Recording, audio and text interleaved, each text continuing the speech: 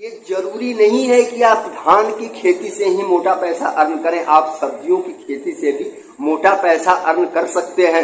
लेकिन उसके लिए आपको उच्चतम जल निकासी का जगह चाहिए, खेत चाहिए, जहां पे आप सब्जियों की खेती करें, वहां से आप आसानी से जल की निकासी कर सकें। इस चीज का पहले आपको चुनाव जरूर कर लेना है। अब भैया उसके साथ साथ खेत की तैयारी का मैं आपको बता ही देता हूं साथ साथ में कि खेत की तैयारी के लिए आपको कम से कम 4 से 5 बार अपने खेतों को बिल्कुल भुरभुरी जुताई करा दे, मिट्टी बिल्कुल रेत की तरह हो जाए। उसके बाद सड़ा गोबर अगर आपको मिल जाता है तो जुताई के समय ही गाय का जो सड़ा गोबर होता है या ताजा गोबर कुछ भी हो, आप उसमें अगर सड़ा गोबर मिल जाए तो ज्यादा बेटर होगा। उसके साथ आप जुताई करवा दें। जुताई करवाने के बाद आप पाटा लगवाएं। पाटा लगवाने के बाद आप सब्जी अनुसार बेड बनवा लें। बेड बनवाने के बाद आपको जिस सब्जी की खेती करनी है, जो मैं बताने वाला हूं, उसका आप खेती करें और उससे मोटा पैसा अर्न करें। अब भैया चुनिंदा सब्जियों में पहले नंबर पे पालक को हम रखते हैं, क्योंकि जून का हमारा दूसरा वीक चल रहा है। तो अगर पालक की खेती आप इस दूसरे वीक में कर देते हैं तो भैया इससे सबसे बड़ा फायदा आपका क्या होगा कि किसान भाई जून के महीने में पालक की बुआई जब करते हैं तो इसके लिए भैया खेत की आपको 3 से 4 बार तो जुताई करवाई देनी है, जैसा कि मैंने अभी बताया। उसके साथ साथ भैया आपको यह पालक आपका करीब करीब 20 से 25 दिन के अंदर हार्वेस्टिंग के लिए तैयार हो जाएगा। और उसके साथ साथ आप बंडल बना करके आप मार्केट में इसको मंडियों में जब ले जाते हैं तो आसानी से 20 रुपए, 30 रुपए, 40 रुपए केजी तक आपका पालक होलसेल रेट में सेल हो जाएगा। यह आप यकीन के साथ मैं कह सकता हूं, क्योंकि जो हमारा जून, जुलाई, अगस्त भैया ये 3 महीना जो होता है ना बहुत क्रिटिकल होता है सब्जियों के लिए। बहुत सारे ऐसे किसान साथी होते हैं जिनके सब्जी की खेती तो कर देते हैं लेकिन वह सक्सेसफुल नहीं हो पाते हैं। लगभग 60 से 70% किसान साथी उसमें फेल कर जाते हैं। जिस हिसाब से उनको उत्पादन चाहिए उस हिसाब से मिल नहीं पाता है। तो इस चीज का आपको ध्यान रख लेना है।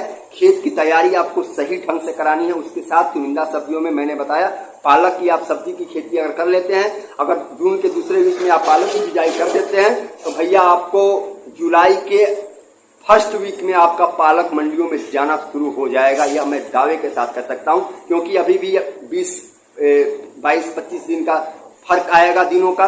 तो 20-25 दिन के अंदर क्या होता है, पालक हार्वेस्टिंग के लिए तैयार हो जाता है। दूसरे नंबर पे रखते हैं और तीसरे नंबर पे भैया भिंडी और खीरा की हम रखेंगे स्थान दूसरे और तीसरे नंबर पे, क्योंकि जून महीने में भिंडी और खीरे की खेती करना सबसे बेहतर माना जाता है।